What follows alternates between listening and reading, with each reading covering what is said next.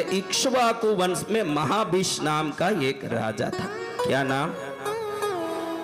ये महाभिष राजा बड़ा तेजस्वी था, धर्मशील था, चक्रवर्ती था। तो उसकी ताकत इतनी थी कि वो अपने इस राज नर वेश से ही ब्रह्मलोक तक जा सकता था। कहाँ जा सकता था? अब ब्रह्मलोक में जाके ब्रह्मा के सामने ही खड़ा है महाभिष। उस समय गंगा देवी भी वहां खड़ी है। कौन खड़ी है? अब गंगा देवी को देख करके महाभिष आकर्षित हुआ।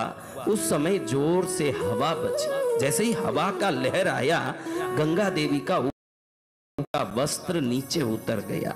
उस समय दूसरे देवताओं ने शर्म के मारे मुंह नीचा कर लिया। किसी स्त्री का, देखो आप लोग युवाओं, पुरुषों, ध्यान दो। आप घर में धूप दीप करते हो क्या? पूजा पाठ करते हो क्या? इसका फल तभी आएगा जब पर स्त्री पर नजर नहीं डालोगे। आप ध्यान रखना कि आप सब सेवा करते हो फिर भी फल नहीं मिलता है, तो फल नहीं मिलने का कारण हमारा विकार ही होता है। हमको हमारे विकार से भी संरक्षण करना है। भाई मन बोले कि इधर देख उधर देख, तो तुरंत मन में बोलना। आपको बहुत अच्छा उपाय बताता हूं, क्योंकि मनुष्य हो, पुरुष हो, तो ये शरीर गंदगियों से, मन गंदगियों से भरा ही होता है। लेकिन आज एक आपको उपाय बताता हूं, जब भी कहीं मन विकृत होके देखने की कोशिश करें तो तुरंत मुंह से मां बोलो। क्या बोलना?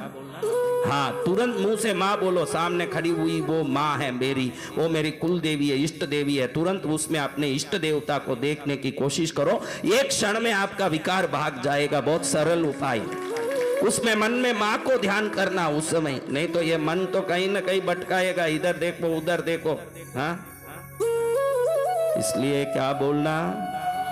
लेकिन सभी देवता मुंह नीचा कर लिए शर्म के मारे। गंगा देवी का उत्तरीय वस्त्र नीचे गिर गया है।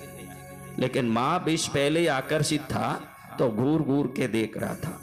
और इधर गंगा देवी भी देखी कि कोई चक्रवर्ती अति सुंदर बलिष्ठ शरीर वाला मुझे घूर के देख रहा है, तो वो भी उधर देखने लगी।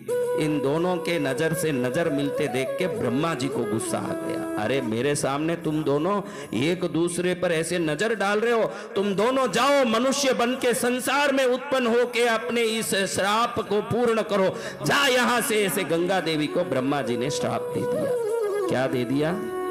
वो श्राप पा करके महाभिष सोचे कि अभी मेरे को श्राप मिल गया, तो अब ये श्राप से मुझे वापस जन्म लेना पड़ेगा, कहीं जाना पड़ेगा। तो सोचा कि मेरे पास कम से कम एक सिलेक्शन तो हो कि मैं कहाँ जन्म। देखो, इस भक्ति के परिणाम से मोक्ष मांगो। अगर वापस संसार है तो वो संसार मांगो जिस संसार में भगवती की पूजा हो, उस घर में वापस जन्म लेने का मौका मिले। ऐसा ना हो जाए कि कहीं अल्लाह अल्लाह अल्लाह करना पड़े, न कहीं लाही लाहा करना पड़े, न कहीं वो जीसस करना पड़े।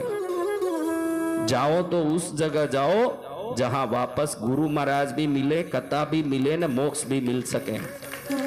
तभी आप पुण्यशाली रहोगे, वरना तो भटकते ही रह जाओगे। वहां जाओगे तो ही कल्याण है, जहां जाने के बाद कल्याण संभव है। जो जन्मों को ही नहीं मानते, उधर पहुंच के कौन सा जन्म सुधरेगा।